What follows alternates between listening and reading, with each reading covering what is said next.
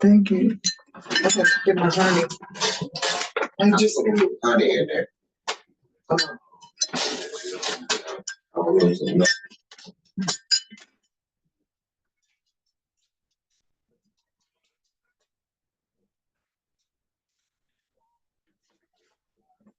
It ain't working.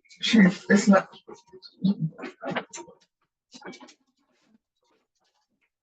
I see Chester is on there. And I see Chester is on there. I can hear that. Thank you.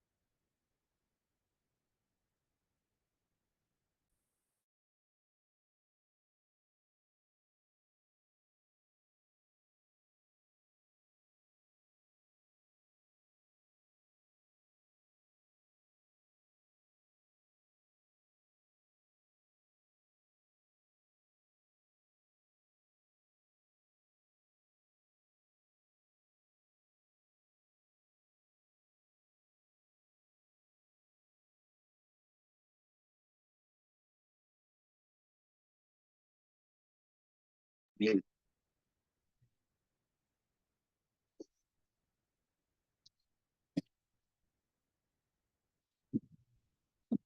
It's recording, so what should I do? Well, you unmuted yourself.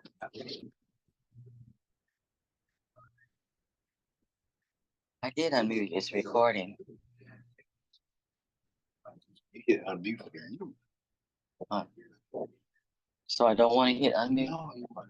What do I want to do? Good morning. We have a full meeting today. I'm so happy everybody came out in the rain. We've got a full room here. Can everyone hear us online? Any like thumbs up or anything? Okay, we have a new mic. Hopefully we won't have the same issues we had last year, but let me know if we do. And we'll go from there. So this morning, we have a sign-in sheet over here for anyone in person. We have some handouts. We have a few t-shirts left over from our neighborhood luncheon. Most of them are small. We might have a couple larges. If those fit you or anyone that you want to give a t-shirt to, you're welcome to them. And we'll go ahead and get started. So we're going to have a strategic plan overview this morning from LaMonica Upton. She was unfortunately unable to make it this morning. So she's gonna put together a report into a PDF version, and I'll get it sent out to everyone who attended. Just as an overview, last October, we did a strategic planning process. We've had a few meetings about it. And our executive board decided this year that we're gonna focus on neighborhood level public safety. So things that you can do in your neighborhood that promote public safety and neighborhood connectedness. I think a lot of us, especially neighborhood groups and other groups too, lost a lot of that during COVID. And trying to get reconnected has been tricky. So ways that we can increase connectedness, community connectedness. We are having a meeting next Wednesday morning, the 31st at 8 a.m. in this room. For anyone interested in being on those focus group committees, to work on those and make some goals and plans. I have a RSVP link, but if you haven't received it and you're interested in coming, just let me know and I can get that information to you. So next up, we will just jump into it. We have Detective Morgan here from the police department to talk about our RTIC program. Okay, hey everybody, my name is Detective Morgan, and the RRTIC, we call it Arctic. It stands for the Real-Time Intelligence Crime Center. So that's our essentially it's our central hub for all of our technology that we use at the police department, as far as traffic cameras, LPR systems, basically anything. It's kind of like a dispatch center, but it's for our resources, right? So we have civilian employees that are working in there that are monitoring the camera systems. When an incident comes out, they'll log onto the camera system, they watch whatever they can find in real time, and then we relay that information to the officers. So an example that I give all the time is we had a stolen auto on the east end. The guy, he carjacked somebody, hopped on the I-70, went westbound. So all the officers are thinking, oh, he's headed towards the Legends, you know, so they started zoning in on the Legends. Everybody's driving around the Legends area looking for this vehicle that just was stolen. It was like, you know, say if it's a blue truck and it went towards the direction of the Legend. Well, all the officers are at the Legends, but our civilian analysts, they hopped on the cameras and they backtracked and followed it through the city, and the vehicle actually got off at 78th and I-70 and then was right there at the O'Reilly's at 78th and I-70. So we were able to see that from the traffic cameras. He pulled into the O'Reilly's parking lot and all of our officers were further west. So we hop on the air, we say, hey, he pulled into O'Reilly, you're too far west, come back, come back. And they came back and he was still there. He was still in that parking lot. We were able to capture him. So that's essentially the best case scenario that we try to do.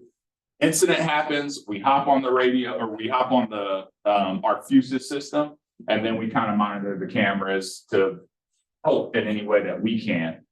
So our camera systems, we not only have traffic cameras in there, we also can ingest businesses into our system as well. So that's kind of a new program we're rolling out, where we're partnering with different businesses and things, and we can infuse their camera systems into our main ecosystem. So we have like Piper School District, we got Turner School District coming soon, we got USD 500 coming soon, and we got Sporting KC. So we're starting to get these camera feeds into our system. That's just going to build out our network to be able to use that a lot better. One last thing, we also have a camera registry for homeowners. If you log onto our website at the top, I believe it's still on there, but at the top of our website, there's a little link that talks about our camera registry. You click on that, you fill out some information, that lets us know that your house has cameras. And then if an incident occurs in your neighborhood, we can log on there. We'll check a little area of where the incident had occurred, and we'll say, oh, okay, we have 5 homeowners in the area that have cameras. It gives us your contact information, so we're not knocking on your door and trying to track you down to say, hey, we want to look at your cameras. If you if you go ahead and register your cameras, we don't have access to see your cameras. But when you register on our system, we can contact you and see if your system has anything that could help us with the crime. So if I brought business cards, if you guys have any questions or know any businesses that might be interested in feeding their camera systems into our system, there is some hardware that's associated with it, and we have some hardware that the PD has purchased, but the businesses can also purchase their own hardware as well. So. Interesting you're bringing this up. I heard on the radio this morning that Amazon is no longer permitting law enforcement to access Ring cameras without a warrant. Have you heard this yet? On Facebook. I guess you can, I get what you're saying. I guess you could say that to an extent. Ring never really gave us their video feed without a search warrant. Oh, is that right? They never did.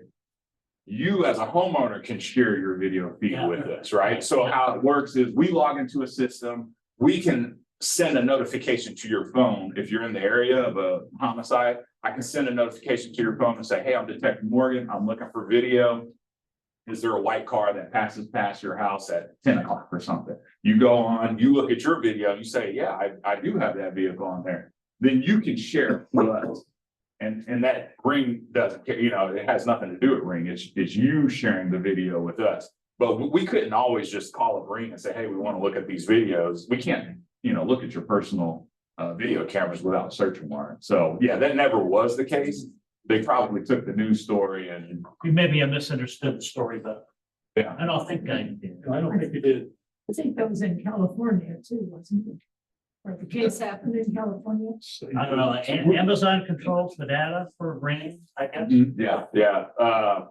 Amazon owns Ring. Yeah. And that is true that they never really did. We always had to submit a search warrant if it was without your consent, right? If you're the homeowner or you're the suspect, right? And we need to get that video, we would always submit a search warrant to Ring to get that video from the suspect, which that has happened where the suspect's house was the Ring video that captured the incident. Yeah. He doesn't want to give us that video, so they don't let us just log in and look at his stuff, without his consent, basically, so. Thanks, Dan. That just brings up to me. And do you have, when you say the ability to send notifications, so then do you have the ability to see who does have Ring so that you can send out those notifications? No, it doesn't. Let me think for sure. Yeah, I don't think the system shows who has a Ring camera. But if you have a Ring camera, it's similar to the, I think it's called neighborhood app or something. So it's the same concept, where, the neighborhood app kind of shows a general area of where an incident had occurred. That's what we're doing. We're circling a general area, and then anybody within that geofence or that area, it's pushing a notification to them. And it doesn't, when it comes up to your phone, it doesn't really look like the police department's contacting you. It looks like Ring.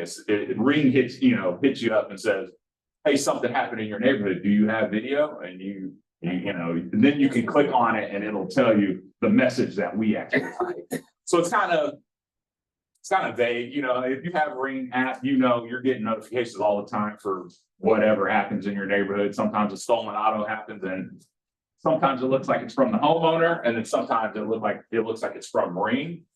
From us, it looks like it's from Ring, but when you click on it and read the message, it'll have our actual messages that we type in there. And we usually say what we're looking for. We'll say we're looking for a white car, we're looking for this, we're looking for that. And if you have anything, share it with us.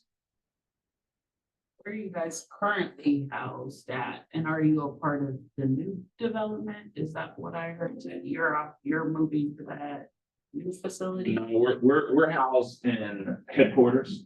It's the old East Patrol space. They gutted it out and completely remodeled it. So it's like our high-tech area of the police department right now. So we're trying to make it look nice and fancy, and we're getting a video wall, and 99% of everything was grant funded. So it wasn't even, didn't come out of the city's pocket. So, and it's really nice. We have forensic video analysts, we have cell phone technicians, we have the civilian analysts. So we have a good team of people that pretty much anything tech related. That's our go-to. That's our space where everybody that's tech related will go there. Any crime, almost every felony crime kind of flows through our space, at least at some point throughout the process. Yes, ma'am. Wait, sorry, but you may have covered this, but is there something that's gonna that can hear like gunshots, gunfire to other people? Correct. Yeah. Gunshot detection is coming. I don't know the exact date on that, but I'm pretty certain everything's, I don't know if the contract's been signed, but I think pricing and everything has been agreed upon. But if anybody's not familiar with gunshot detection, is essentially it's LPR systems, license plate reader systems, and microphones is what it is. And when it hears a gunshot, these intense microphones can detect what type of firearm it is, and they try to guesstimate which location that firearm came from. And then the LPR systems in that area will immediately click on and try to detect any vehicles that are fleeing from the area when it detects the gunfire. So hopefully, someone's, if there's a drive-by, somebody shoots a gun, we can immediately log onto the system and look at what the system has kind of picked up as our potential suspects. Instead of us manually searching for it, it should give us like, hey, here's 5 cars that fled from the area at this moment of the gunfire that we think is in this area. Now, the downside to the gunshot detection is it's a small area that it'll cover. So it's not going to be all of Wyandotte County. It'll just be, and I don't know exactly where they're going to be at, but they have it all mapped. They have it figured out already. I wasn't a part of that conversation. So Is there an education process in place to educate the residents on how to contact you all in an easy way to say, I heard this at this time? I mean, kind of like the video ring. I'm thinking it's kind of tied in together. So you would have that information like, I heard gunfire at 2:30 in the morning. right. And so if something happens, So the gunshot detection, it kind of stands alone. It's just it's an extra tool that we will be able to use in order to try to find these people. But I would say for homeowners, just to continue to call like normal. You hear gunshots, call, report it. And then on our end, on the investigation sides, maybe we'll go in and try to see if it matches up with you called in at this time. Well, cool, the gunshot detection detected this gunfire. Really, most likely we're going to use the gunshot detection for like real time, actual trying to catch the guy in real time when the shots go off. We're going to look at our system and try to relay that information to officers, and they're going to have access to it as well. So then we'll relay that information, say, hey, this is the area that it came from, check that area. And then our Arctic guys will look on the system and see if we have a vehicle that we believe might be involved. And then we can say, hey, it was a red vehicle. The only vehicle that fled the area was a red vehicle. So officers look for a red vehicle, right? And then hopefully we'll have a better chance of catching them. So yeah, I would say homeowners just call like normal. What if it's not in a vehicles, between 31st and Wood and New Jersey, they're shooting every day. So what do you do with that? You call and you call and you call and still.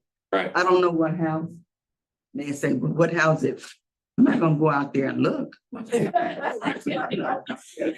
it. That's a classic answer. The gunshot detection is just going to tell us the area Uh-huh. that the system believes it's in, and it's not pinpoint accuracy, right? Like it's not going to give us an address of where the shots were fired. It's just going to give us a narrowed down area where it believes it had occurred, based on, it has microphones all over the city, or not all over, but in a certain area, and it's able to tell if it came over here or it came over there, right? So it's going to narrow down where it believes it's at.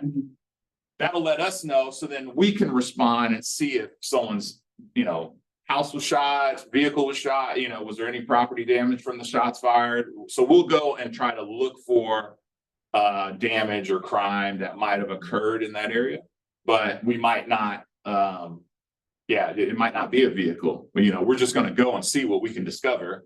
And if we don't discover anything, I don't know, we'll just have to What happened work to on the it. community officers that used to ride around at night? 'Cause we have Community like, policing. yeah, we have like the noise, the music in the summertime, it's unbearable. It's like 2 o'clock in the morning, somebody's still out there playing music. What do you do with that? I call and call and call and call. It's just a repeat, You said it's 31st in what area? 31st and Wood. Okay, we don't have community policing officers at night anymore. We have them on day shift, but we obviously have district officers at night, right? So I'll get with you after the meeting to grab your info and make sure that the daytime community policing officer reaches out to you. And then we can share that information with East Patrol, make sure that they do some extra patrols in that area, especially if you have problem houses that you think is coming from. Okay, thank you. Yes, ma'am. You may have covered this, I was late, my apologies, but how is the announcement by Ring going to affect your operations? The announcement by Ring with the search warrant, is that what you're talking about? It won't affect us at all. We did not look at Ring video without a search warrant anyways. That wasn't our practice anyways. We didn't have access to that. How it works is we can send out a notification to your phone requesting video, and then you would have to share that video with us. So if we needed your video and you did not want to share it with us, then depending on the circumstance, we could submit for a search warrant and then get that video. So that was kind of our practice anyways. It won't affect us at all. Yes, sir. Cameron, to be clear, you can only send that notification if they've registered. No. You can. Within the Ring app. Yeah, this is Ring system. Yeah. Ring has a special law enforcement portion or law enforcement portal. So if you have the Ring app on your phone, that's how you get the notification. It pops up on your phone with a notification that something occurred in your neighborhood, and then when you read the message, it says, we're looking for this or that, can you check your video between this time? We narrow you down exactly what we're looking for. We don't just say, hey, just send us all your video. We say, on this date, this time, we're looking for this. Can you check So your what does the video? registration on your website give the user? The registration on the website, that is within our FUSIS system. That's our large ecosystem of cameras. So what that does is that populates your residence on our map to tell us that you have cameras. Ring, it doesn't have to be Ring, it can be any system. So yeah, it's two separate systems that we're using. Ring system is just for Ring cameras. The FUSIS system is for Ring or anybody else. And it tells us your contact information so that we don't have to track you down trying to look at your cameras. We can just log on, we see your information, we'll call you up or we'll email you. And we'll say, hey, we want to look at your video and schedule a time to look at it. There's a lot of interest and conversation in this room, so I wonder, do you all have a plan around like communicating this program out and like? I can read a paper, but I think you have given us more insight than any of us maybe got off the paper where it says, register your camera, like, who signed up for that? Like, give me a little bit more context. Yeah. Do you have? Yeah, initially, when we first rolled it out, we did kind of do a PR campaign where we tried to relay that information out. We did some social media stuff. I think we did a news story or two. And, it is kind of hard to get that information out. And we're kind of taking on a pretty large chunk with a small crew doing it, right? So I install the FUSIS box that connects to the businesses. I do that myself with my captain. And you can imagine there's a lot of businesses that are like, yeah, we'll take it. And then we got to go in there and it takes some time to install it. So yeah, we've been working on trying to get the word out and get the message out. We've been meeting with groups, business groups and things like that, trying to get partners in the system. But, we probably could do a better job at that. That part of it. But, like I said, it's a small crew that's kind of doing this. So it's like we probably would need some help, Thank you. Is there a cost, for the businesses to set up with you? So, like I said, we have some of these, it's called a Fusus Core box is what we have to plug into your system. We have Fusus Core boxes that came with our plan with Fusus. We're kind of selective on where we're deciding to roll those out because that's, that's part of our big system, right? We paid a bunch of money and we got all these boxes, so we just don't want to deploy those anywhere. We're trying to pick either, strategically, if it's a hot crime spot or apartment complex or where there's a lot of people. That's kind of what we're doing with that. But depending on your business, right, it might make sense if a business reached out to us and say, oh, we've been having a ton of problems here.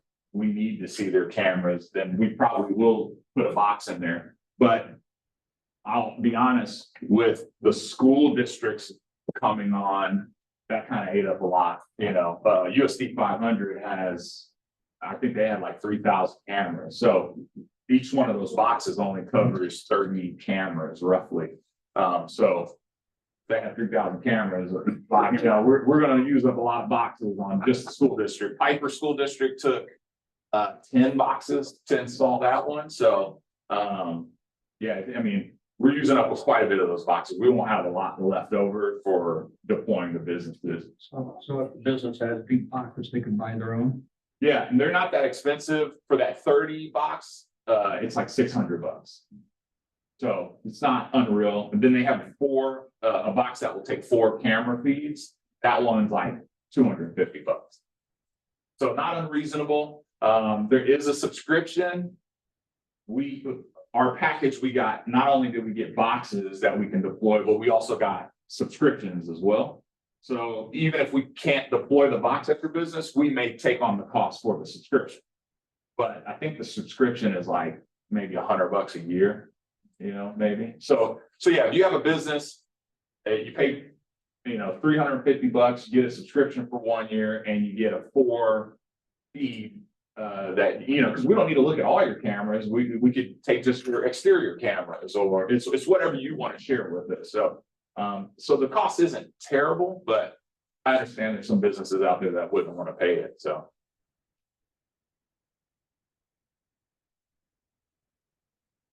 everybody good? Anybody else with questions? Any questions online? I didn't see any in the chat. All right, well, thank you so much. Yeah, like I said, I got business cards up here. I got plenty. So if you guys have any questions or know any businesses that might be interested, you can have them shoot me an email. And I'll get in touch with them. Yeah, thank you. All right, so I didn't see anybody here from the mayor's office, did I? Oh, I'm sorry. I have an announcement from Irene. Did you have anything else? Okay. So if you're in person, there's this announcement from the mayor's office. If not, we'll send it out, but I'll read it real quick as well. The mayor's annual prayer breakfast is on Thursday, February 29th at 7 a.m. at Memorial Hall. And registration will begin next Tuesday, the 30th. They'll have breakfast provided. Attendance is free, but registration is required because the capacity is 200 people. So please keep an eye out in your communications from the UG, and I'll try to send it out to anybody that attended today for the Eventbrite link to RSVP. It's not available yet. And then another announcement from the mayor's office, which is exciting, is they are asking for volunteers for a new task force for the Quindaro Ruins Revitalization Task Force. It'll be made up of community members examining the redevelopment and preservation for the ruins and its surrounding neighborhoods. This task force will provide recommendations to the Economic Redevelopment Advisory Committee, a commission-approved committee, creating opportunities and policies that benefit our community. If you're interested in volunteering, these are unpaid positions for the task force, please contact Irene with the Office of the Mayor, and it's icadillo@wycokck.org. 913-573-5011, and we'll get that information sent out as well. Okay, so we got the mayor's office. We're gonna move on to KCK School District USD 500. Thank you. Thank you. Good morning, everyone. We have a few items to share with you. Me and my staff are going to tag team them and make them real quick. Can you hear me okay? We can hear you. Hear you. Okay.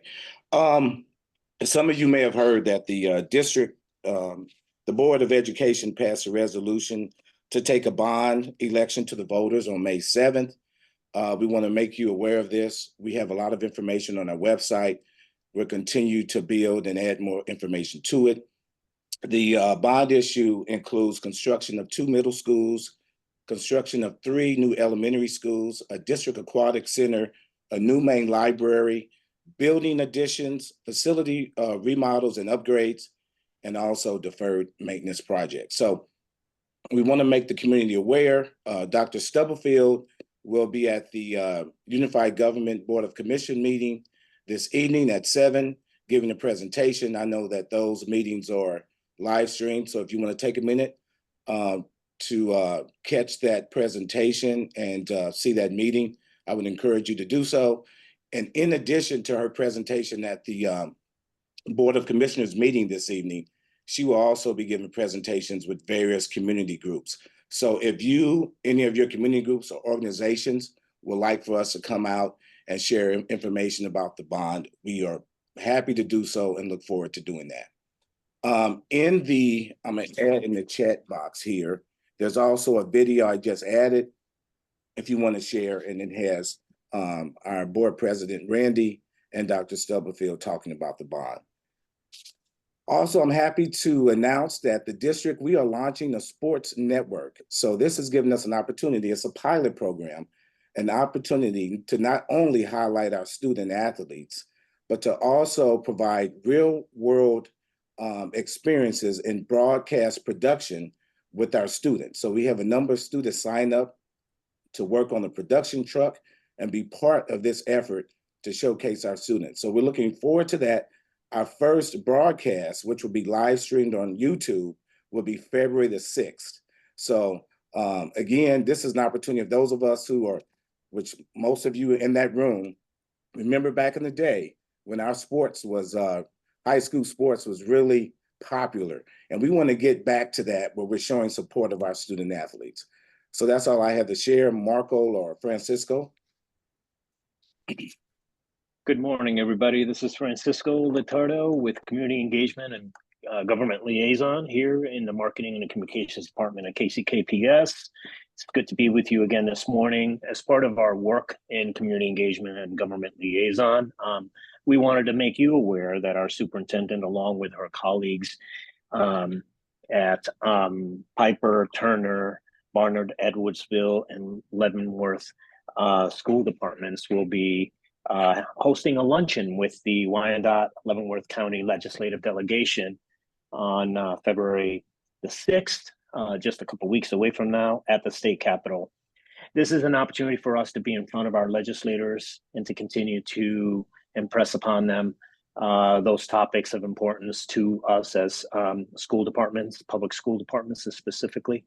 And so we will be presenting the superintendents representing Wyandotte school districts will be presenting topics on school funding in general, the expansion of transportation weightings, school vouchers, current enrollment counts, local control so that our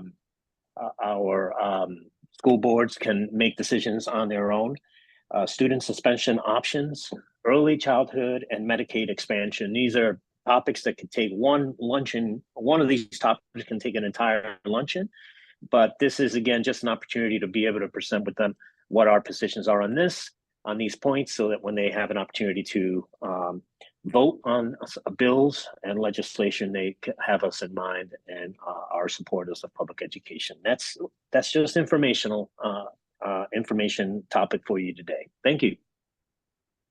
Good morning, everyone. I'm Marco Johnson, Director of Communications here at KCKPS. Good to see you all. Happy New Year.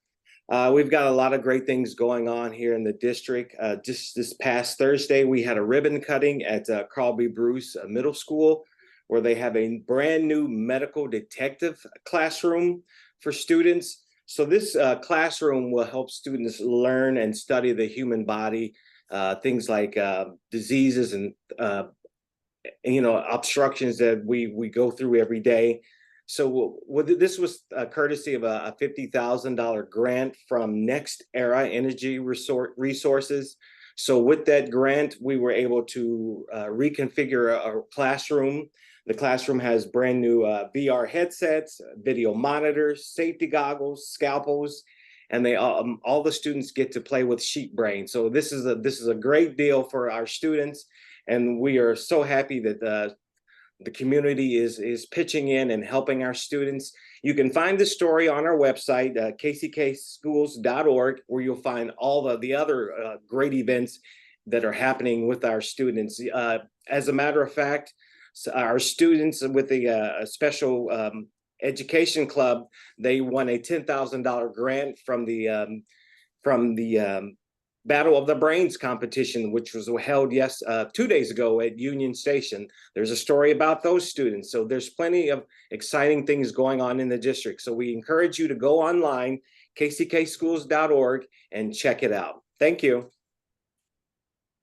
Caleb, can I ask a question? Go ahead. I was wondering, will you say something about when Read Across America is and just say a little bit about it? I don't have any dates for that. I can check and see when that is and pass the information on. Thank you. Any other questions? Okay, thank you so much. We'll have Lauren from the Turner School District up next. Hi, I'm Lauren Alio. I do public relations for the Turner School District, and I just have a few things for you guys today. One is that our high school will be having a career fair at the end of February, and we really focus on having our local businesses there. It's sophomore through seniors attend, but obviously really focusing on those seniors, and we love for businesses that have positions or apprenticeships available for students directly when they graduate high school to be there, as well as businesses that have positions that require further education. Anyone that's interested in attending that can reach out to me. Something else for you guys is just a reminder with this cold winter weather, if you're wanting to get some exercise in that doesn't involve having to be outside a lot, our Turner Aquatic Center is open to the public. It was renovated this summer. It's a really beautiful facility. We have monthly passes as well as day passes, and the cost is very reasonable. The center opens up really early in the morning and goes through the evening. So if you're into aquatics, definitely check out the Turner Aquatic Center. And then lastly, just some really exciting news for our district. Markle mentioned the Battle of the Brains that happened this weekend, or this week rather, and Turner High School, our team came in 4th place. And he didn't really talk it up enough. There were over 740 submissions from around the Kansas City metro area. And so to have two of the top 5 finalists be from Wyandotte County is really awesome, really exciting. It's a huge honor. This is something that's been going on for 15 years. They propose exhibits for the Science City at Union Station. And ultimately the winner gets their exhibit installed. So to have us and KCK be in the top 5 is just really awesome. And we have a video and a lot of pictures on our district Facebook page that were just uploaded in the last couple of days. So if you want to see a little more about it, you can go to the Turner School District Facebook page and check out some of those pictures. And that's all I have for today, unless there's any questions. All right, thanks, Lauren.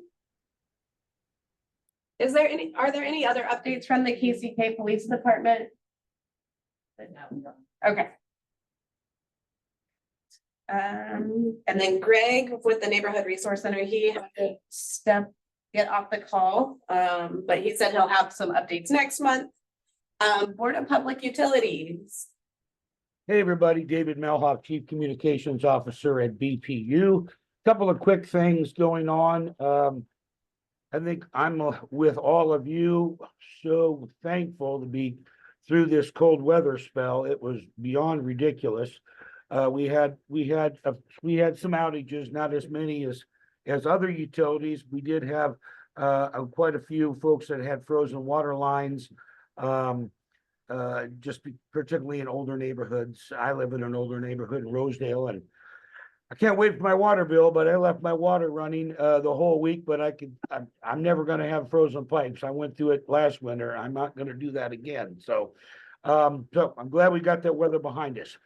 We just finished Eagle Days, worked that in conjunction with Parks and Rec Department of Wyandotte County, KCK, and Schlegel Library. It was a huge success.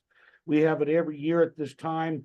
We'll do it again late January next year. If you haven't been out there, it's a great family-friendly event with birds of prey. It's just a fun event. A couple of things on the horizon that are coming up. There's been a lot of discussion about separating the BPU and the UG bills. For many years now, the BPU has been basically the bill collector for the unified government, as you well know. So you get your utility bill with your water and electric charges on there, the pilot, and then stormwater, sewer, and trash. And so even though we revised the bill a while ago, you saw that different colorful one in different pages. So there is a lot of discussion going on at the BPU and the UG levels to try to get this done by April 1. Now, don't hold me to it, but that's kind of one of the goals set if we can get it done. So what would happen, BPU would send out a bill that would go to customers for just water and electric charges, and we'd have to include the pilot because it's by charter ordinance. Now, we'd love to see the pilot lowered. It's the national average is about 5%. Ours is much higher than that, but that's something that's going to have to be made a decision at the unified government level. So stay in contact with your commissioners and let them know your thoughts and feelings on that level. So our goal is to send out a BPU bill, and that's it. The unified government would then you would get a bill from the unified government at a different time in the month for your stormwater, sewer, and trash. I don't know much more about it than that, other than that's the plan. It's going to happen. BPU would like to see it happen by April 1. Don't know if that's there's a lot of moving parts yet. So stay tuned. I'll keep you posted. And when I know more, I'll bring it up at this monthly meeting. Okay. Somebody asked me how much higher than 5% is the pilot. I don't know. I'm just off the top of my head now. I haven't had enough coffee in me yet, but it's right around 12%, something around there. Okay. So the other last thing I want to tell you is we got another program. Some of you may be familiar with Energy Engage. It's a service where you can sign up for free, and we've been doing it for a number of years, and you can track your energy usage in real time. You can go on, you kind of have your own website, so to speak. And that's been going on for quite a while. That's going to be going away the end of February, and we're going to be launch something called My Meter. It'll be just like it, where you can go online, track your energy and water usage in real time. So that kind of see when you're using more or less. You'll be able to manage your account that way too. If you want to sign up for service, pay your bill, all that kind of stuff. And then about 2 months later, we're going to launch an app that will be like that too. So we haven't had a phone app. So it'd be a phone app. So you could go in, check your usage, pay your bills, all that kind of stuff. So that's what I have as far as new coming up. I will be there. I think next week we've got we're meeting, I think at your offices, right? They've got a task force meeting. Somebody asked another question about with the additional costs associated with separating the bills. Well, I mean, this is what the public's wanted. I know they've talked to the mayor a lot about it. And so the cost would be the city would have to determine, setting up a billing system and all. I knew they do have a billing system set up for, to collect taxes and all that. So not sure yet. So the devil's in the details, and I mean that just tongue in cheek. It's just don't know yet. It's just something that has been, I know the public has brought it up many times. They just want to get a utility bill, and that's all they want, right? So that they're not penalized if they don't pay. I've heard it from a lot of public. I want to pay my water and electric bill. If I can't get to my trash bill and these other things, I don't want to be cut off, my electricity and my water cut off, whatever. So that's what I know. You will be among the first to know because you guys meet every month. And so I'll know more next time at this month, next month, and I'll just keep letting you all know. Okay. Jeff Brownlee asked if I'm available to speak at neighborhood meetings. Yep, I speak at a lot of neighborhood group meetings. You can reach me at BPU anytime. I can send you my contact stuff. Any questions? If not, you all have go ahead. Yeah, we have one here in the room. So we'll be getting 3 bills. Gas. Well, but gas, Well, yeah, but that's 3 utility bills. right. Is that what you're saying? Well, yeah, you'll get I get a gas bill and I get my BPU bill, like we all do. And so now you get a third bill. If you don't want the bill separated, let your commissioners know. I know a lot of people have wanted that bill separated. If you don't want the bill separated, let your BPU board members know and your commissioners know. But there's been a lot of over the years, the public wanting 2 separate bills, wanting a utility bill and a UG separate bill. So that's all I know. Thank you. All right, thank you. It's Anybody beyond else? my wheelhouse, okay? I'm a small wheel. I'm a small spoke behind the big wheels. So I'm just a messenger. Go ahead, ma'am. So what you saying though with the separation, if I got enough to pay my electricity and my water, that won't get cut off if I don't pay the other stuff, trash and the other UG stuff. Yes, ma'am, you're correct. Okay.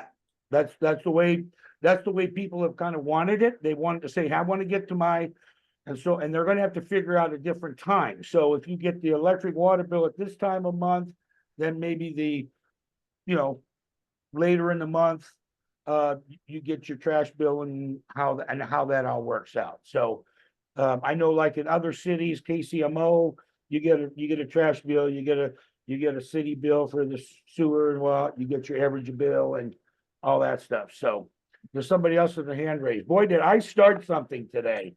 Wow. Go ahead.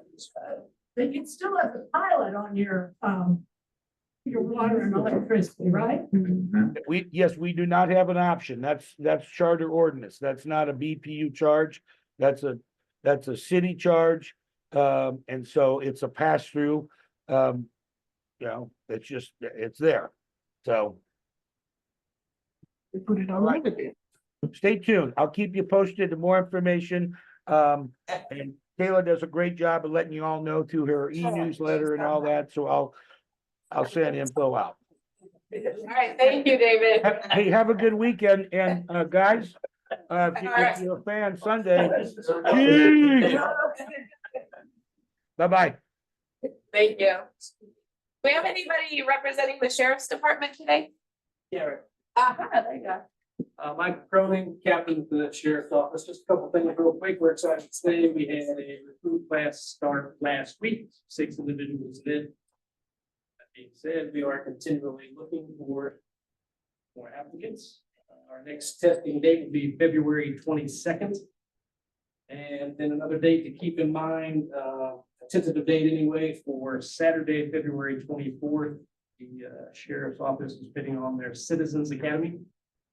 So Kayla, I'll make my contact information, at least put it up. Yeah. And then more information should be put out in the next couple of days on that. Other than that, that is all we have at the sheriff's office right At a future meeting, not. Thank you.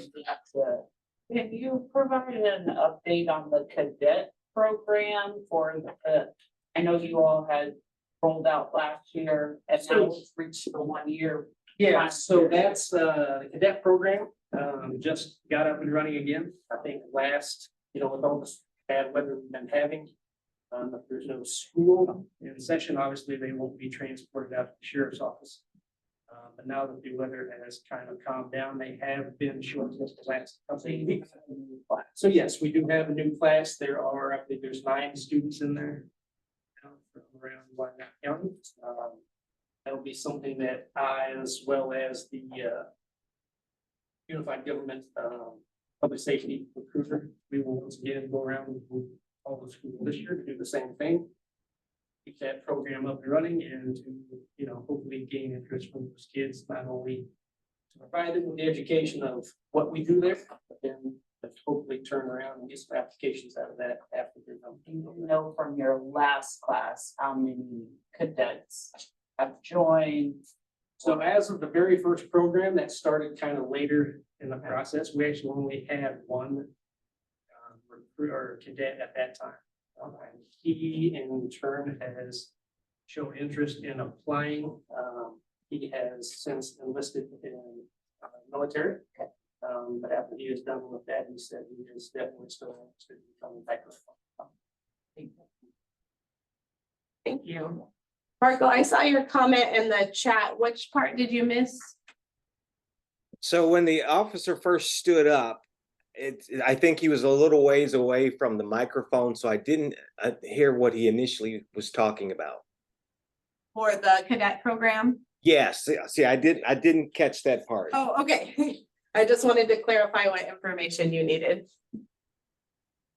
I'm sorry, the cadet program. We currently have, I believe it's nine students currently that are now showing up to the sheriff's office.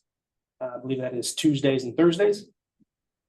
So that has kind of kicked in now that the weather is back around. They have already showed up a couple times, but now that the weather is starting to cooperate, they should now continue to show up on Tuesdays and Thursdays at the sheriff's office. Got it. Thank you. All right, the district attorney's office. I didn't see the DA on, I don't think. Nobody's speaking up? All right.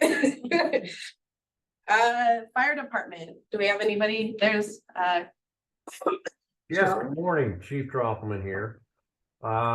Just gone over some brief stats from last year. So last year, the fire department responded to 36,100 calls, about a 4% increase over the previous year. It's about what we're typically seeing year over year. 226 structure fires.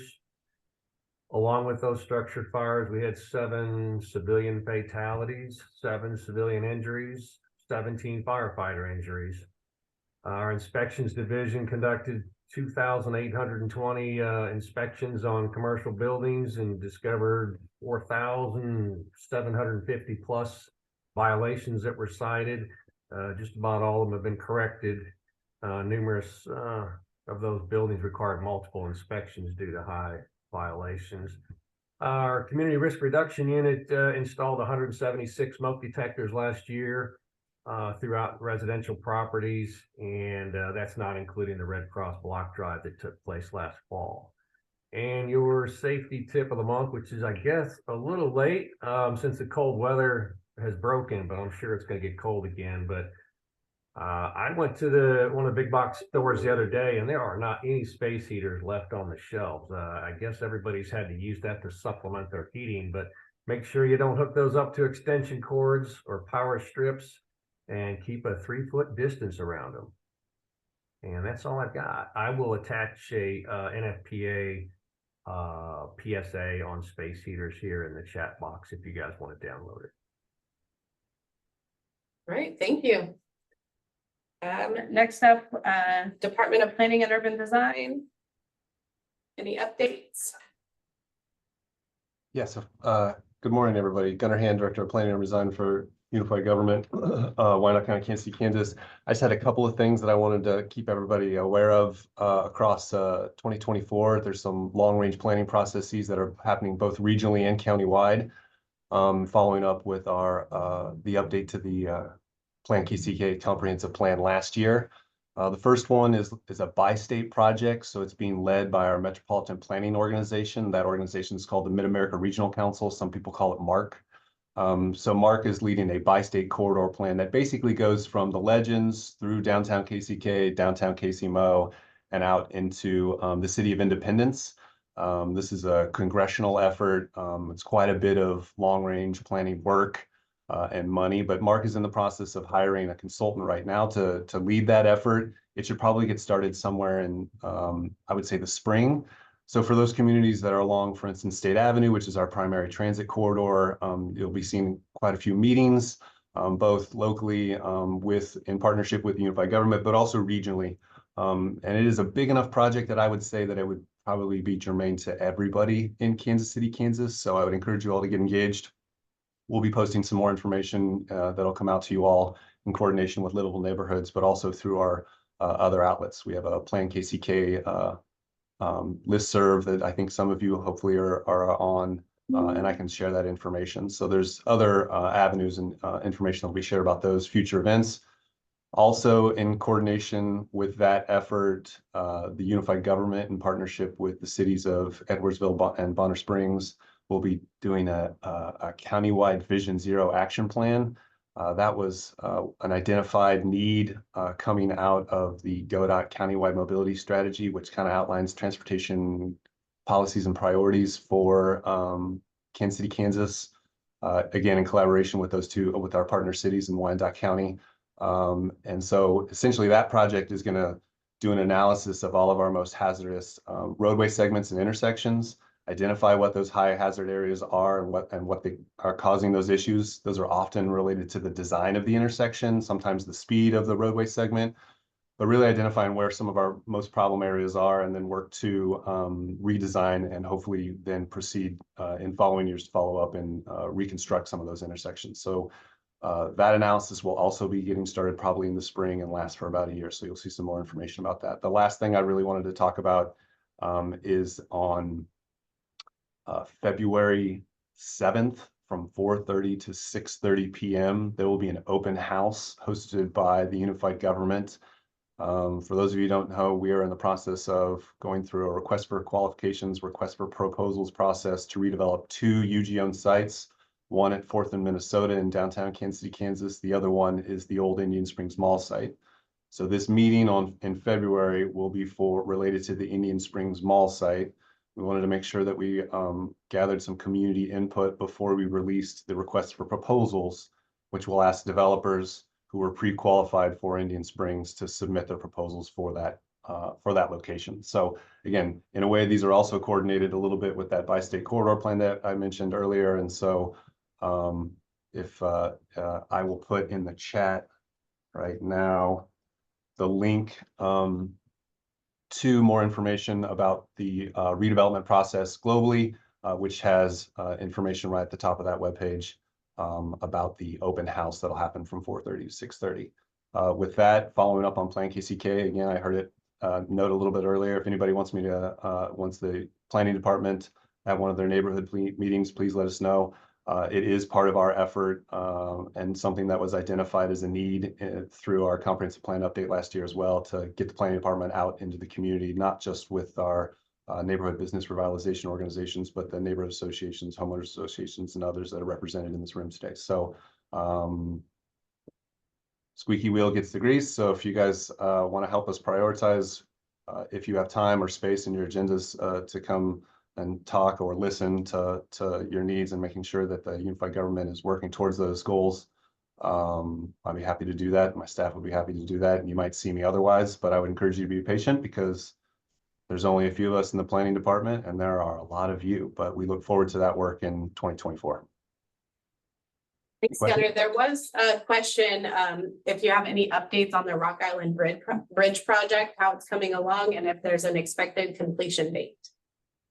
I'll have to send you some updates to that so you can provide it. I don't know where it is in the construction, but the private developer of that is working on that ongoing. I do believe they expect to open this year. Some people around here are saying this summer, so They just sent an update. oh, This week. oh, perfect. Okay. So hopefully we can look forward to that this summer. Thanks, Gunnar. Right. Health I'll find that update department, and send it to you, Kayla, so you can circulate it. Okay, sounds great. Mhm. Health department, I saw a few health department folks in here. Any updates? that you want to share? No? All right.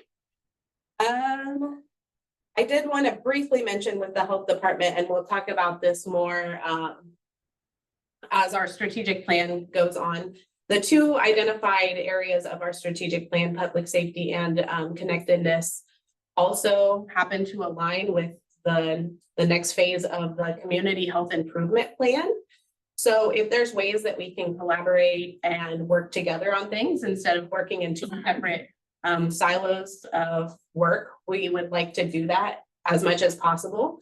And so we'll be in contact with the health department on those things. And if, you know, as we know here, there's power in numbers to make things change. So if we can collaborate with another department on things and move those in the right direction, that's the way we're going to try to do it. Okay, now we're to community announcements. We do have more time than we usually do. We have about 30 minutes left in our meeting. If you're online and have an announcement, raise your hand using the raise your hand feature at the bottom of the screen. If you know how to do that, let's see. Well, I forgot how to do it. Okay, there we go. So it's probably under the button that says more and then reactions, and then you can raise your hand.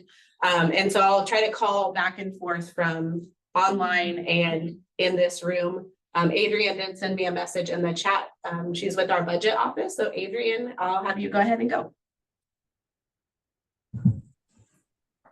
Hi, my name is Adriana Lemafar. I am a budget analyst with the UG Budget Office, and I just wanted to give a quick update. We are at the start of the year trying to analyze where numbers came in at the end of last year. So we're working on gathering those numbers just to see how we ended 2023. And then we are also preparing to kick off the new budget process cycle. So soon we'll be kicking off our capital process where departments submit big capital items that they would like to include in next year's budget. We'll be looking at those options.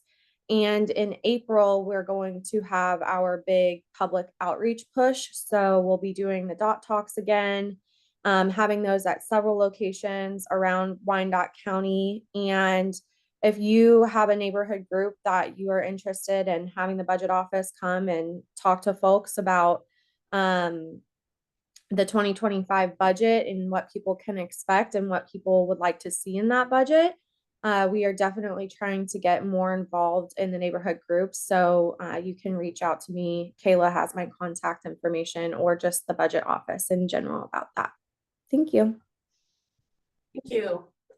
Was there a comment in here? We'll go back and forth if there are. Rachel, I'll have you go next. Hi there, good afternoon.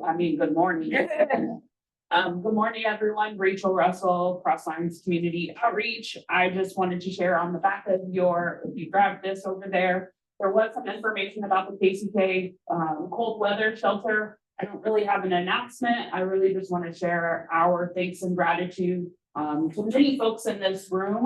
Of course, we started our winter off with 2 very extremely cold weeks, which meant our first go at the shelter this year was a 2-week-long streak. And really a lot of thanks for folks who helped in the planning and preparation, both from the UG as well as community partners. And so I just wanted to give a few shout outs to folks. The Hilton Garden Inn, I guess I should start with, during this 13-day streak, we were able to serve 140 unique individuals. As many of you, if you don't remember, our shelter only has the capacity to 40. And so on many nights, we went up to 50, but we also had to do some diversion and find other options because the space we're currently in is very limiting. And so we don't have the space for all of that. And so there are some partners who stepped up during the 2-week streak that I just wanted to recognize. The Hilton Garden Inn, we were able to house 14 folks over there. Really great process. Our guests had a really wonderful experience there. And so I wanted to recognize them and the work that they did.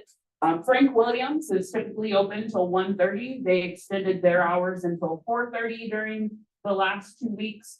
so that folks could immediately go from Frank Williams to the shelter, and our shelter opened at 5 o'clock.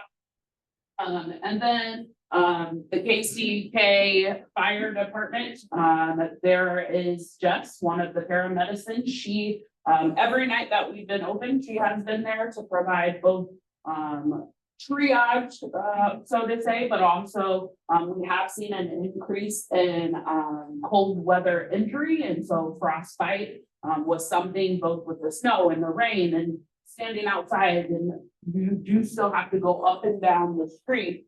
We have seen an increase in that, and so she was able to provide support and what have you. I cannot say enough about how amazing our community policing department continues to be as it comes to meeting folks where they are at, and then continuing to form those relationships and bring in the resources that folks need to meet them where they are. And so really, while I mentioned these folks, a lot of you have either purchased things on our Amazon list, you have brought blankets or gloves or those types of things. And this truly is a community collaboration. And so if you have not been to the shelter, this is your invitation. I will say we've had a couple of commissioners. Our ACA Allen House has been around. We really want folks to see and experience the shelter. And so you are able to share the good work that we are doing here in KCK to move people to housing. I will say since the shelter has closed, about 4 folks have interviews with Shalom House, and able to get a couple of people bus tickets back to where their family is. And so this really is through this collaboration, we're able to connect people with housing or to resources that will get them off the streets. And so there is still, while winter is where we're all talking about, this is like a warm spring. Mind you, we're not really wearing coats when it's still cold outside, but we will take it. You can still get involved. And so there is a sign up sheet to volunteer to serve meals. We are currently doing a boot drive. So when we reopen, we can hopefully bless those in the shelter with a new pair of boots. If you have boots, we are collecting those at Cross Lines. You can go on our social media to see more information, or you can give a donation and we'll purchase them. Just put boots in the memo. And then when our guests leave the shelter, they get grab and go snacks, oatmeal, I guess oatmeal, but we have microwaves, so I can't say that's really grab and go. But they get those things, and so there is an Amazon list that you're able to purchase those items on as well. And then we all know that while shelter is one step, really advocacy and long-term solutions is the next piece. And so on February 13th, it is Kansas Homelessness Capitol Hill Day in Topeka. The Kansas Statewide Homeless Coalition is planning this event. I will share more information. We would love for folks from Wyandotte County to rally. There is a group of us already planning to go, but I can share more information if you want to get involved in that way. So thank you for my long spiel, but really, I really hope you truly know we are truly grateful for all of the support. Yes, ma'am. I have a question. As a resident, I had someone in Turner Walk Park that had a tent up over a picnic table during a really cold part of a storm. And so I called 311. They said to call 211. I don't know if they're gonna come help us, Yeah, so I would encourage you to call the police non-emergency line. And oftentimes either the sheriff or the police department will go out there. I will tell you, some folks have had negative experiences in shelter. And so even though there is this option on the coldest night, they will choose not to come to shelter because of whatever experience traumas they've had in the past. And so that is a reality for some folks. You will find folks in alleys and parks and in parking garages, they're making a choice not to come to shelter for a variety of reasons. So yeah. Well, and you never know if there's someone that didn't know there's Yes. resources or if Also, already gotcha. like, I just Yes. want to know who's that main number. So thank you. Yes, and yes, I will just leave that. Yes. Thank you. Thank you. All right, Commissioner Wyandotte, I see your hand up. Thank you, Kayla. Good morning, everybody. I wanted to make a quick comment about the I saw someone include the low income energy assistance program. So I wanted to remind folks about the tax rebate program as well. In fall of 22, the mayor had asked me to lead an effort to find some pilot relief. And David Melhoff had mentioned the pilot on your BPU bill. What we did was we looked at all of the rebate programs. It was now Commissioner Dr. Evelyn Hill, myself, Rose Mulvaney Henry from the Board of Public Utilities, and Mr. Thomas Gordon from the Silver-Haired Legislature. And we met regularly for about 6 or 7 months. And we looked at these ordinances that govern the sales tax rebate and the utility rebate, in addition to a pilot relief program. And we matched them to the state's income levels for the homestead rebate that you apply for through Kansas. But they all match now. We had to update our ordinances and give that a higher income limit. So if you are 65 or disabled and your income is, I think currently up to now 41,000, you can qualify for these rebate programs. I believe it's the sales tax rebate that we've set at just a flat $200. But if you qualify, I really encourage you to apply. What we did is, if you're in those parameters, you will not pay a pilot on your BPU bill at all. It will be removed. So that could be significant for folks in that income category, 65 or over, disabled. And I believe the income, it's on the flyer I just put in the chat, Kayla, so that you all can share that in your next newsletter. And these programs are going on through April 15. So we really want you to make application and get these rebates that you are entitled to. Prior to our update, one of those income levels on one of those programs hadn't been updated since something like 2009, and it was sitting at something like $25,000. So it was really hard for a lot of people to qualify for that. What we've done now is tied it to the homestead program through the state, and it will index annually. So we don't have to keep going back annually to adjust it. It's in the ordinance now that it will adjust annually, indexed with the cost of living. So I just really wanted to draw your attention to that. And thank you for giving me a minute to do that. Absolutely, thank you, and we will get that shared out.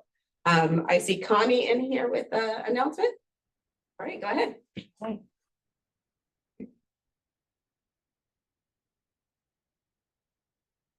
name is Connie Brown Collins. Some of you know me. I founder and director of Voter Rights Network of Wyandotte County. We primarily provide education to the community on issues that impact Wyandotte Countyans that go on in Topeka. So we concentrate on areas like voting rights, human rights, including minority rights, women's rights, immigration rights, LGBTQ plus rights, all rights, voting rights, again, human rights. So we do have meetings twice a month. If anybody's interested, I send out information on the email about what's going on in Topeka that impacts us here.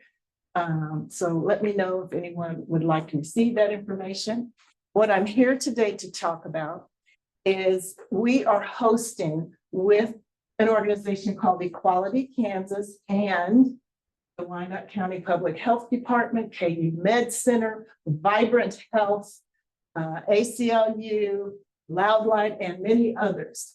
We are hosting what you wanted to know, but were afraid to ask. It is a DocuFest, Documentary Festival in February with an LGBTQ plus focus. We're hosting 3 screenings, one on February 3rd, one on the 10th, and one on the 17th. They will be held at the UG, or at the Wyandotte County Public Health Department building in their auditorium on the 3rd floor. We've got 3 films that we're promoting on February 3rd. Mama Bears is one.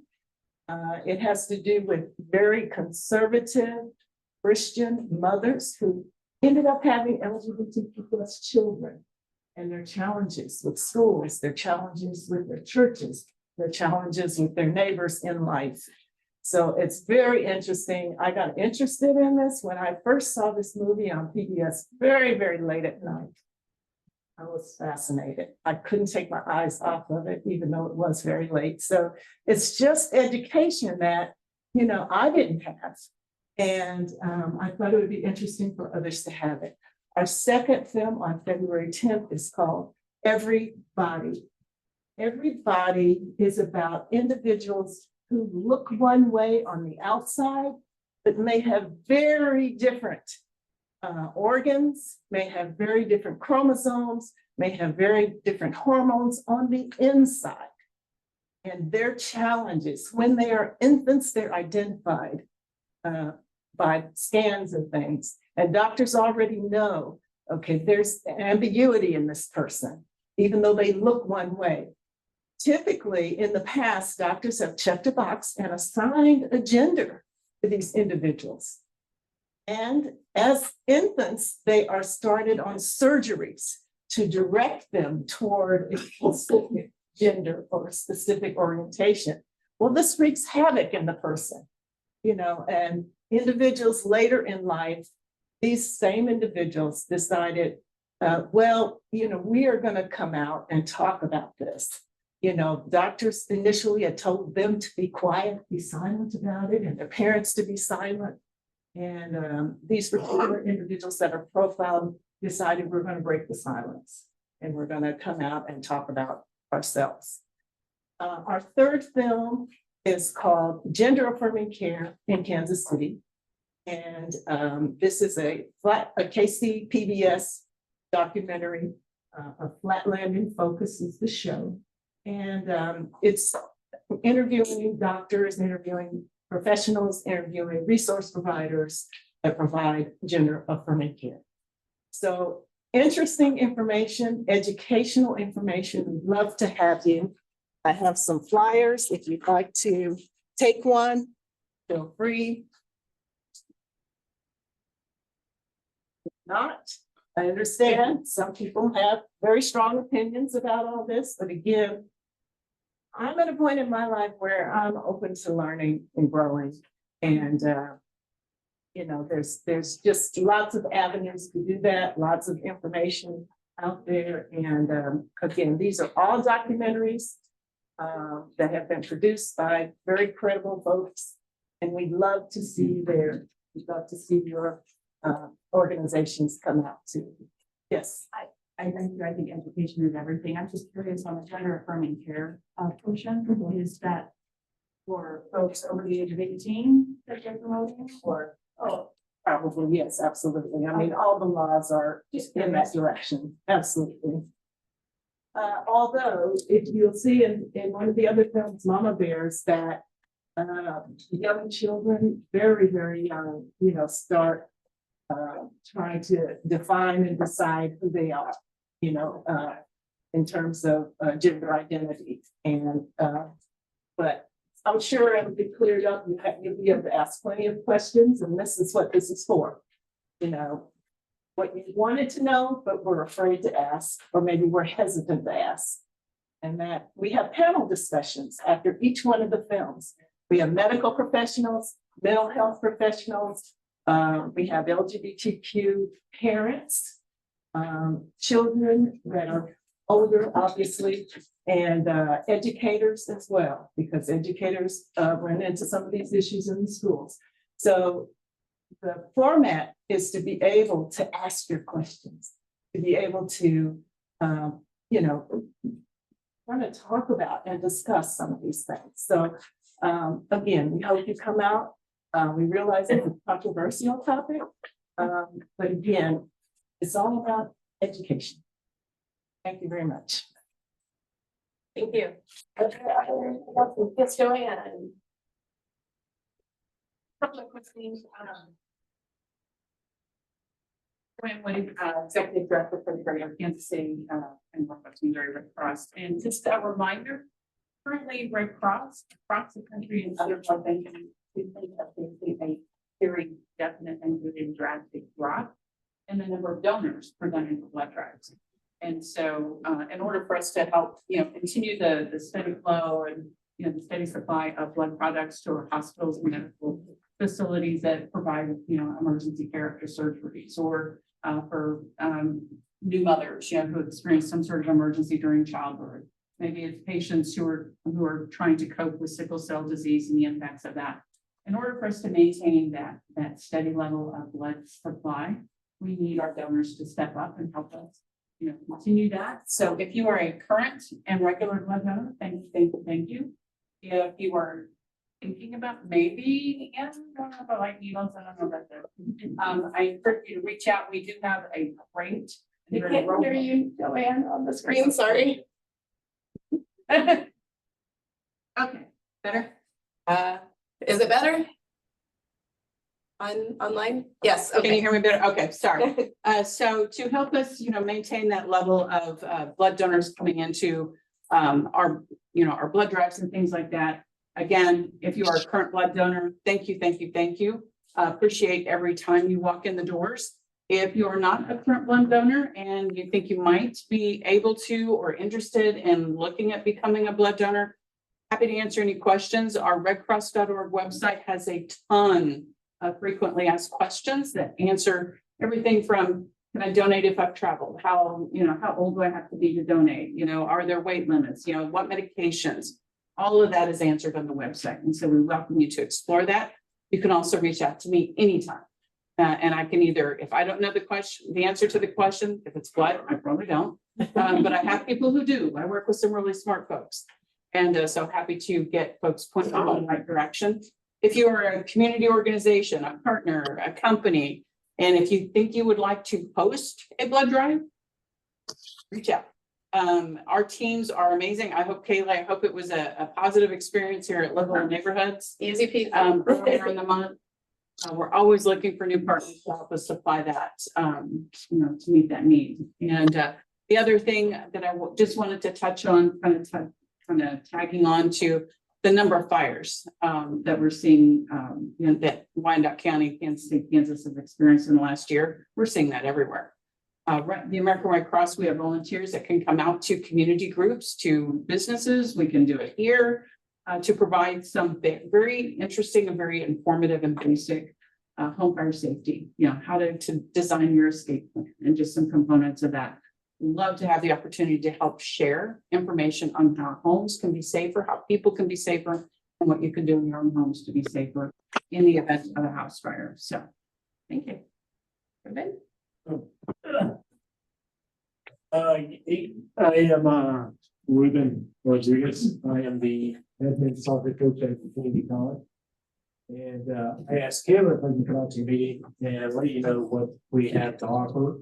Right now, I want my young man to get involved in some of the community service projects in the area. So the best way I thought about doing this is coming out to a community watch group, want to come out to look at the neighborhoods. Spoke to Kayla a little bit about it, but we want to do some community projects for the rest of the school year. So right now I can assist, we know that we could probably do one a month. And if you're interested in us going out and help out, that'd be great. We have 32 athletes, and so we have a big squad this year. And I don't know if you are familiar with the soccer world, but it's becoming a big sport. It's a global sport. We're kind of fortunate that we get players from all over the world. So even if you want to meet some of our student athletes and invite us to an event, we'll be more than happy to come out to your event. So just make sure you get Kayla And let her know, and we'll try to decide which project we want to work on. Yes. What sort of projects can they do? You know what? Will they come paint our rooms at Salvation Army? Would they? We're not gonna limit what type of projects, it's something that's kind of safe, because ultimately I am responsible for the. What, the day, we're talking weekends? You know what, we haven't decided that yet. Yeah. Just let me know what day and what day of the week, and I'll be able to pick a project with Kayla. And then we can take it from there, because I know I can answer for the young men when they get hurt on the field. But when they're doing a painting project and they get hurt, I don't know how I'm gonna get out of that. Yes, sir. Don. So Ruben, to give you his full resume, he's former community police. No, we know. He has done a lot of neighborhood cleanups and different projects and things, so use your imagination. Yeah. Yeah, I did that in the past for several of the groups, and some of the young men that I coach now, I think it's kind of important that they see our community and what we have to offer. And you'll be really surprised with some of these young men, of where they come from and what they have to offer. And we have, I'll get you one minute. We have young men from, right now we have young men at France, Australia, Cyprus, Germany. So, and we developed a great reputation at the school, is that they all want to come to our college now. Now, I can say this with confidence that it's been a long time since Johnson County has beat us, so we're way up there. So we are representing the community as best as we can, and we're in high demand. And I know a couple guys that are sitting in the room that I work with, the young man over there, I used to work for him, and we're still friends, and this is. So, He's still trying to find them. yeah. He's challenged. Yes, sir. Again, what year with what college? The Kansas Community College. Very good. So, and we wanted to get out because I know a lot of people have questions about what we do out in college and how we do things. And if you want to come out to my office, I can definitely talk anything about soccer. And, you know, some of the things in the community, I'll be more than happy to come out. If you want me to come out to the group and talk to the group, we're more than happy to do that. Yes, ma'am. Your contact information, or should we go through Kayla? We Yeah. have it a request. Go through Kayla. I think that would be easier. And then Kayla and I will sit down and look at the projects and decide which one we want to do. Any questions about anything? Nothing? Okay, thank you for the invite. Hopefully we'll see you soon. Thank you. Yes, go ahead. I'm Linda with Patriot PC. I'm here with Haley Reese, our volunteer manager. And we read with students in high need Kansas City schools to help them improve their reading scores. Currently, in KCK and in Missouri, kids' reading scores are really low. And so what we do is we pair up volunteers to read one-on-one with a student once a week for 30 minutes. What we're really recruiting for right now is Whittier Elementary School on Tuesdays. And I think your soccer players would love that. I think the students would love that as well. But anyone who has the time and the interest to support a child, you are listening to that child read, that child listens to you read, you help them sound out words, you give them that one-on-one attention that helps them become a better reader. There's information in the flyer. Thank you for putting that flyer in there about Lead to Read KC. Haley has some cards and she is the volunteer master to be able to answer your questions. So thank you. Great. Go ahead. I just wanted to announce that Vita Taxes starts next week. You can call 211 and they'll do your taxes for free. I believe it's 60,000 and below, but they'll also do the property tax. For free too, for the seniors. They'll do all taxes, but it starts, I know Avenue of Life opens up next Friday, but they're all over Kansas City and Missouri, and you can just call 211 and get an appointment, and it's free. Okay. Yes. Go ahead. I need a swivel chair. I'm Leslie Scott. I'm with Casey Digital Drive, and this is Kyra. She has some flyers about a couple of workshops we have. They are on the Missouri side, but they're free. There's one that helps you learn how you can lower your cable bill by using free and low-cost streaming services. And then we have a whole bunch of classes ranging from basic digital skills, how to use your Android phone, and everything in between. We have an amazing digital skills trainer who also has time to do one-on-one support if that's something you needed. So Kyra's got the flyers, and then I'm also the founder of Reuseful. So we had a recent conversation about potentially doing some more little free libraries in KCK. So if you might be interested in having one in your house or your business, you can see me after the meeting. Kayla has been part of that conversation. We're just kind of in the exploratory stage, but we need those stewards in order for to proceed. So you can't just make them and then not have any place for them to go. And then we're also looking for partners in KCK, community partners, to work on setting up some Remake Learning Days events in KCK. So those are science, technology, engineering, arts, and math focused events. They're free, and so you can also see me after the meeting if you're interested in maybe collaborating on an event. Thank you. Okay, we have time. It looks like Mary Beth has her hand raised for one more announcement. If there's questions you have or other announcements you want sent out, feel free to send me an email and we can send them out with the minutes. Or if you're in person here, of course, you can all connect after the meeting. I don't think anybody's in here after us. So, and until somebody comes and kicks us out, this room is ours. So go ahead, Mary Beth. Good morning. My name is Mary Beth Thomas. I'm with the Department for Children and Family Services here in KCK. I put in the chat regarding the LEAP program, and I just wanted to make sure everybody's aware of that program. It's Low Income Energy Assistance Program. It is a federally funded program that helps eligible households pay for a portion of their home energy costs. Every year we have this. It started December 18th. It ends March 31st. So if you know neighbors, relatives, grandma, grandpas, great-grandparents that may be income eligible for this, please have them apply. We usually have funds left over every year because there's not a lot of people that take advantage of this program. You do need to apply online. And we have a lot of things in place that will make that process very quick, and you'll be approved within, well, you'll be determined eligible within a few days. But please, the income limits are on the chat box. If you have any questions, you're more than welcome to email me. But this is a big push to make sure we are supporting our community neighbors in the LEAP program. That's all. Thank you. Okay, thank you. Well, we are right at time. So thank you all for coming out today. If there's anything you need to connect with me on, feel free to come let me know. Thanks to everybody.